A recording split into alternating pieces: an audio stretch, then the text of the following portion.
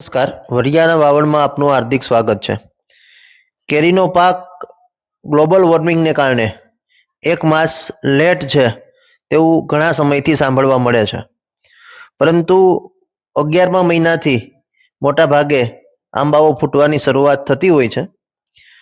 આ વર્ષે 11મા મહિનામાં નહિવત ક્યાંક જ ફૂટ જોવા મળી છે. 12મા મહિનાથી શરૂઆત થઈ છે.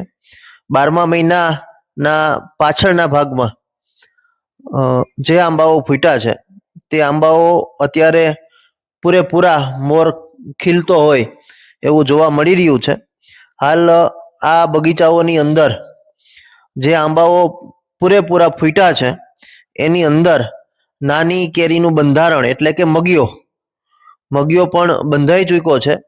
એટલે કે ટૂંક સમયની અંદર હાલ અત્યારે આ આંબાઓની અંદર બોર જેવડી કેરીઓ જોવા મળી રહી છે અને આવનારા 15 દિવસના ગાળાની અંદર માર્કેટની અંદર ખાખડી એટલે કે નાની કેરી પણ આવે એવી સંભાવનાઓ છે. એટલે કે આ વર્ષે સામાન્ય રીતે મે મહિનાના પહેલા વીકની અંદર કેરી માર્કેટની અંદર આ તૈયાર થઈને આવે તેવું જોવા મળી રહ્યું છે. કેમ કે હજી તો ઘણા આંબાઓમાં ફૂટવાની શરૂઆત થઈ છે.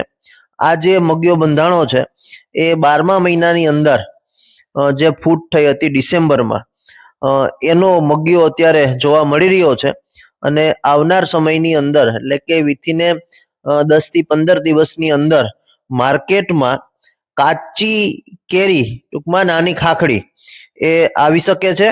જે કચુંબરમાં લોકો સામાન્ય રીતે ખાતા હોય છે સલાડની અંદર, એ ટૂંકા ગાળાની અંદર જોવા મળી શકે છે. ને કેરીનો પાક વિધિવત 1 મહિનો પાછળ છે એવું કહી શકાય. અને પરંતુ હાલ જે પ્રમાણે બગીચાઓ ફૂટતા જોવા મળી રહ્યા છે તે રીતે કેરીનો પાક સારો આવી શકે છે.